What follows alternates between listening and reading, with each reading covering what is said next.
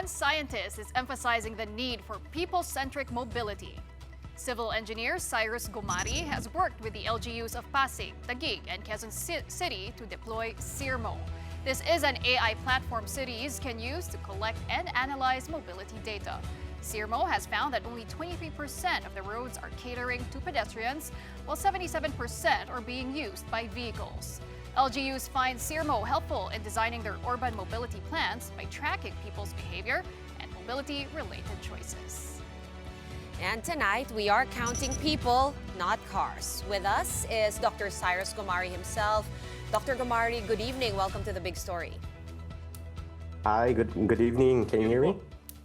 Okay, what can you All tell right, us great. about CIRMO? We understand that you have been brought home from Germany as part of the DOST's Balik Scientists program.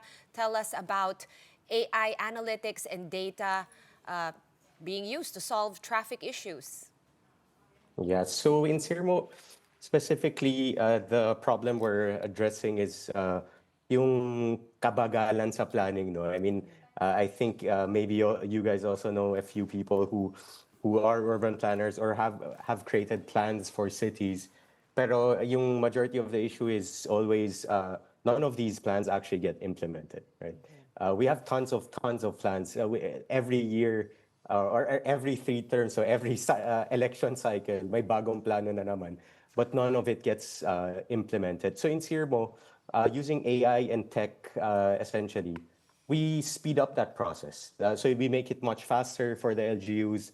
We make it data-driven. Dapat may evidence, no, sa mga decision na ginagawa natin. And more importantly, all of those get translated into actions, things that an LGU can actually implement. Hindi yung sasabihin natin, just rebuild your entire city, which typically yung mga traditional plans, yun yung ending nun. That's the end recommendation. And with CIRMO, we're trying to get closer to reality lang. Kung anong kaya ma-implement ng isang LGU in the next 3 to 6 months, ganyan, 1 year, 2 years, and so on. Siguro, Dr. Cyrus, let's start with the use case. Maybe indicate one city that is using it and how it has helped the LGU plan mobility better. Para lang For maintindihan example, natin. Sige. Yung, ito one concrete example. This was during my Balik Scientist stint with Quezon City. There was this incident there was a road crash incident that mayor requested us to create a study for. Typically, yung study na yun, yung road crash, comprehensive road crash report or comprehensive road safety audit of that specific area we looked at. Typically, umabot siya ng 6 months. No? But with the use of CIRMO, it took us 2 days to generate that output. So yung at least yung part about planning, about what's actually needed, anong kayang i-execute, we generated that very fast. Pero of course, the implementation, I'm not part of the government, di ko naman kaya implement yun. That's nasa side ng LGU yun. Another example is in Naga City, we've done also some smaller studies. We've given out recommendations in a very short span of time. So instead na nagsasayang ng 1 taon, 2 taon para sa plano, ngayon, nandun na sila sa stage na naghahanap na sila ng funds for the implementation. In Pasig as well, we've crafted their transport master plan. There are quite a few different initiatives in Pasig which most likely sa second half ng this year and next year may implement on the ground. Medyo magkakaiba yung mga recommendations sa amin sa bawat lugar. And even in Rojas City actually, Rojas City Capiz, we've also recommended changes dun sa main avenue nila based on the data we've collected on the ground. And sila din, nandun na sila sa funding stages. Doc, sorry, medyo text slow mo ako ng konti eh. In layman's terms, sige. what kind of information will CIMO give us? Well, not us actually, the LGUs, and how do they transform this into something that they will use? In layman's terms. Sige, yung actually basically ito na lang. Kasi ang hindi tayo kulang ngayon sa suggestions na binibigay ng mga tao whether it comes from an expert or some group. Di tayo kulang dyan. Sobrang dami nagbibigay ng recommendation, kala nila ito yung tama, ito yung tama. Pero majority sa kanila, hindi talaga ina-assess ano yung situation on the ground.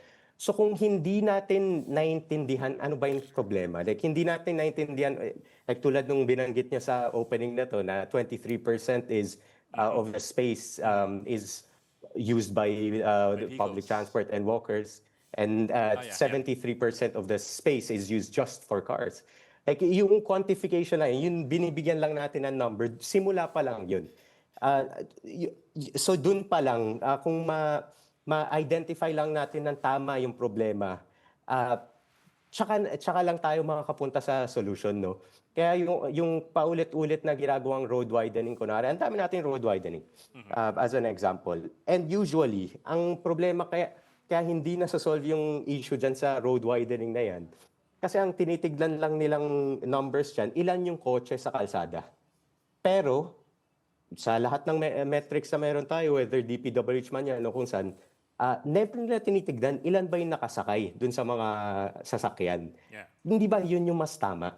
Kaya nagkakagulo tayo sa anong solution ba yung tama, naglalagay tayo ng 10 skyway, hindi pa rin nare-resolve yung problem because we're actually not sure hindi natin mabigyan ng evidence kung ano ba yung nagkakos talaga ng issue. It's just puro anecdotal lang siya essentially. And we're trying to bridge that gap para hindi tayo nagsasayang ng pera. And mas lalong hindi tayo nagsasayang ng oras sa traffic. So I guess in practical terms, Dr. Gumari, no, how can LGUs use this data? So I understand public participation is very important here in CIRMO kasi nakakapag-report din yung mga citizens yung incidents, yung mga traffic violations. So once the LGU gets a hold of that, how will that then lead to better mobility planning within the city? Kunwari, sa mga cities natin, ang lagi namin ni-recommend kasi sa LGUs, they always ask us for yung tangible, no, na pwede nila gawin ASAP. And we always mention walkability. That's something we don't have, unfortunately, on our public streets. And itong kunwari, yung binanggit yung kinokollect na data on the ground, pwede mag-report yung tao, tinuturuan din namin yung LGU staff paano i-collect yung data na to. Nakakatulong siya sa pag-prioritize kung saan dapat yung unahin. So sa mga lugar na, okay, sobrang daming tao, so na-capture natin yung data dito sa malapit sa Pasig Palengke, dami naglalakad. Tapos nung may mga nagre-report ng problema sa walkability sa area, nakita natin, kulang pala ng tawiran, ang dami palang nag-illegal parking sa sidewalk. So yung mga information na yun, kahit pa isa-isa lang siya pumapasok, yung system namin na yung nag-a-analyze on, okay, how does the prioritization work? And anong cost-benefit analysis for the city para makapag-budget sila for the next years. Kasi hindi naman unlimited yung budget natin. No? Yun yung problematic. Dahil nga hindi unlimited yung budget natin, there needs to be some prioritization sa mga gusto nating gawin. And all of these small reports na nakukuha, as small as, ito medyo, parang akyat baba tong lakaran dito. So yung information that we get from the mobile app, it helps the city plan faster and budget more wisely. So kunyari ngayon, no, na obviously sobrang mahal ng presyo ng gasolina, umaaray na yung mga tsuper, pwede rin gamitin yung CIRMO actually para i-plan gaano kadaming units yung kailangan ba talaga ma-deploy at a certain time? Right now, we're talking about the service contracting program of the government. So magagamit din nila yun, no? For example, kahit sa EDSA Carousel, ano yung peak times, mga ganon. Is that possible? Yes, definitely. That's one of the use cases na ginagawa namin ngayon. We're doing it both for Pasig and Naga. Siyempre, magkaiba yung context. No? Naga is a much smaller city compared to Pasig. Pero we're doing it. We're actually tinitignan natin ano ba yung problem natin sa supply, ano ba yung adjustments na pwede natin gawin para to maximize ano lang yung meron tayo, especially with the oil crisis, with the prices soaring high. Medyo pati public transport nagmamahal na. Yung mga pasahero na naaawa na lang sila, nag-aabot na lang sila na extra sa drivers. Pero in reality, hindi dapat pinoproblema ng pasahero yung ano ba yung pamasahe na kailangan bayaran. That's something that the government should lead. But of course, I mean, we're happy to help the government in this aspect. And yeah, that's something we're definitely looking at. So based on the data you've gathered so far or the data that you've seen, what would you consider as a low-hanging fruits, Dr. Gumari? No? Yung mga madaling pwedeng gawin because as you mentioned, itong mga proyektong to could take years and the budget is quite limited. So meron bang mga madali ang solusyon based on what CIRMO has gathered? I always start with walkability. Walkability yung isa sa pinaka-tangible na kaya talaga gawin ng bawat LGU na hindi kailangan maghintay ng approval for the national government. Although the DPWH right now is extremely supportive with initiatives to make the national roads more walkable and more bike-friendly. So I say walkability is the first thing. Yan yung lowest hanging fruit. And ito, libreng advice na lang to sa kahit sinong LGU yung makikinig dito. It's just look at your city centers. Tingnan nyo kung walkable ba yung city center, yung mga poblacion area natin. Let's start from there, and then the results will speak for itself. And of course, hand in hand with walkability is always public transport. Kasi public transport is the backbone of our entire transport system. 90%, 70 to 90%, depending on where you look at, nagpa-public transport eh. The vast majority sa atin, lahat tayo nagpa-public transport. Pero, so it's very clear na yung road spaces natin, hindi tayo kulang sa space. I think there is this misconception, kulang tayo sa space sa Metro Manila, ganyan. Ang problema na meron tayo, hindi tayo magaling mag-manage ng space. Hindi natin siya na-allocate ng tama, hindi natin siya na-allocate for the benefit of the majority. And in effect, kasi pag binibigay natin yung space na yun sa majority, mas lumalago yung economy natin eh. Ang CIRMO is very economy biased eh.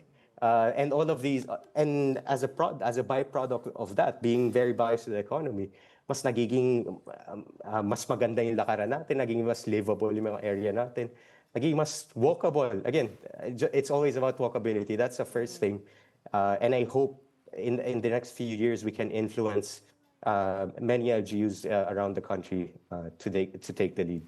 Doc, let me take a leap here. I know kasi that a few cities have already adopted it, like Pasig, Quezon City, and Naga. But let me ask you about, for example, EDSA. Sige. Diba? Sorry, I have to ask that. Of course, you know Just that was going to come, di ba? Any recommendations off the top of your head as far as EDSA is concerned? Actually, yung ginagawa naman ngayon sa EDSA, yung rehab, there is some improvements. Like, winiden yung sidewalk, I think yung bus carousel natin, gagawin ng permanent gagawin na siyang BRT, bus rapid transit, na fully dedicated na. Right now kasi, if I'm not mistaken, mga 50%, 60% lang yung protected eh. Kaya ang dami pa rin sumisingit eh.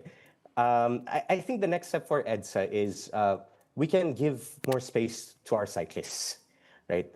Kaya dati kasi yung ginawa nating bike lane, I mean, it was not safe at all, right? Tapos sasabihin natin walang nagbabike. How can Yung people bike lane bike? sa EDSA, nasa gutter. Nasa gutter lane At saka nga, puro yun yung motor. tawag eh. Exactly, right? Panghuli Yeah, na lang, no, Dr. Cyrus, in case may nakikinig sa ating planner, actually, this could also go for mga head or CEO ng mga TNVS or whatever, ride-hailing apps. Magagamit nila yung data mo. How do they get in touch with you if they want to engage your services?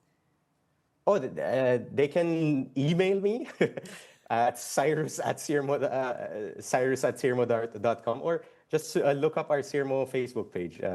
We're very active on Facebook, even more so that in comparison sa LinkedIn. Kasi yung ginagawa namin is more relevant for the public eh. And even on TikTok even, I'm sort of active. I should become more active on TikTok actually. Kasi yung strategy kasi dito is of course we do all of these technical stuff. Nobody understands ano yung technical stuff yung ginagawa namin. Pero magandang we get the message across to the people kung ano ba yung benefit sa kanila.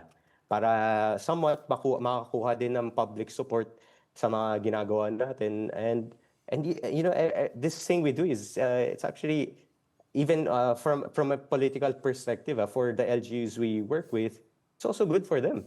Kasi automatic na yung, parang halos nagiging automatic na yung recommendation, pero majority yun justified with the proper data sets that will improve the lives of their constituents in the area. All right. Data really is life now in 2026. Dr. Cyrus Gumari, maraming salamat. That was Dr. Cyrus Gumari, creator of CIRMO.